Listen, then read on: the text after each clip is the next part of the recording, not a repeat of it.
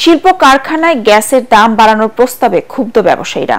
তারা বলছেন, তৈরি পোশাক সহ বিভিন্ন শিল্প কারখানা এমনিতেই নানা চ্যালেঞ্জের মধ্য দিয়ে যাচ্ছে। এই অবস্থায় গ্যাসের দাম বাড়ানো হলে উৎপাদন চরমভাবে ব্যাহত হওয়ার আশঙ্কা করছেন তারা।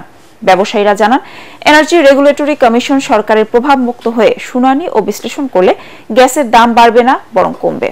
ফজলে রাব্বি রিপোর্ট। গ্যাস নিয়ে ব্যবসায়ীদের হতাশা কাটছেই না। প্রয়োজনীয় গ্যাসের পুরোটা কখনোই পাননি তারা। এমন প্রেক্ষাপটে নিরবিচ্ছিন্ন সরবরাহের প্রতিশ্রুতি দিয়ে 2 বছর আগে শিল্পে 150 থেকে 178% পর্যন্ত গ্যাসের দাম বাড়ানো হয়েছিল। বাড়তি দাম দিলেও কাটেনি শিল্পে গ্যাস সংকট। বর্তমানে দিনে 380 থেকে 400 কোটি ঘনফুট গ্যাসের চাহিদার বিপরীতে সর্বোচ্চ সরবরাহ করা হয় 280 থেকে 300 কোটি ঘনফুট। ঘাটতি থাকছে দিনে 100 থেকে 120 কোটি ঘনফুট গ্যাস। এমন পরিস্থিতিতে আবারও সরবরাহ বাড়ানোর কথা বলেই গ্যাসের দাম 2.5 গুণ পর্যন্ত বাড়াতে চায় সরকার। এতে হতাশ ব্যবসায়ীরা। তাদের দাবি, দাম বাড়লে সংকটে পড়বে অর্থনীতি, বাড়তে পারে বেকার সমস্যাও। এই ঘোষণার ফলে নতুন করে কোনো ইনভেস্টমেন্টে আর কেউ যাবে না। এক্সিস্টিং যারা ইন্ডাস্ট্রি আছে তারা আরো এক্সপানশনে আর যাবে না। একটা অসম প্রতিযোগিতার মুখোমুখি হতে হবে ইন্টারন্যাশনাল মার্কেটে। ফলে অনেকেই সেই অসম প্রতিযোগিতায় টিকে থাকতে না পেরে ছিটকে পড়ে যাবে। আমাদের এখন যে টেক্সটাইলের যে কস্টিং, আমরা যে প্রোডাক্টগুলো করছি, এটা দারুণভাবে ইম্প্যাক্ট করবে এবং আমরা মার্কেট হারাবো, এতে কোনো সন্দেহ নেই। There will be more jobless. আপনার কর্মসংস্থান যেখানে আমাদের তৈরি করার জন্য কিছু উদ্যোগ থাকার কথা, আমরা মনে হচ্ছে যার বিপরীত কাজ করছি।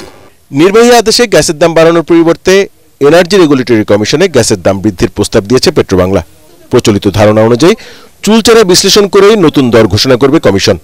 কিন্তু তাতেও আস্থার সংকট কাটছে না ব্যবসায়ীদের। গণশুনানিটা ছিল লোক দেখানো, অ্যাকচুয়ালি সিদ্ধান্ত ওনারা নিয়েই রেখেছেন, তো গণশুনানি করে সেখানে সেটাকে জায়েজ করেছেন। এখন এই মুহূর্তে এলএনজির যে প্রাইস আছে বিশ্ববাজারে MMBTU $14 মতন আছে। তো সেই প্রাইস এবং আমাদের আভ্যন্তরীণ গ্যাসের প্রাইসকে যদি আমরা ওয়েটেড অ্যাভারেজ করি, তাহলে আমার মনে হয় এটা 21-22 টাকার বেশি চাওয়ার কথা না। সেই ক্ষেত্রে গ্যাসের দাম আমরা এখন কমানোর পক্ষপাতী। অন্তর্বর্তী সরকার পুরো জ্বালানি খাতটিকে ন্যায্যতার ভিত্তিতে গড়ে তুলতে চান বলেই জ্বালানি পণ্যের দাম নির্ধারণের ক্ষমতা এনার্জি রেগুলেটরি কমিশনের কাছে ফিরিয়ে দিয়েছে। আর সে কারণে আগে থেকে অস্থির না হয়ে কমিশনের শুনানিতে অংশ নেওয়ার পরামর্শ দিয়েছেন বিশেষজ্ঞরা। একই সাথে জ্বালানি পণ্য নিয়ে সরকারের লাভ করার সুযোগ নেই বলেও মনে করেন তারা। ফজলে রাব্বি, ATN বাংলা, ঢাকা।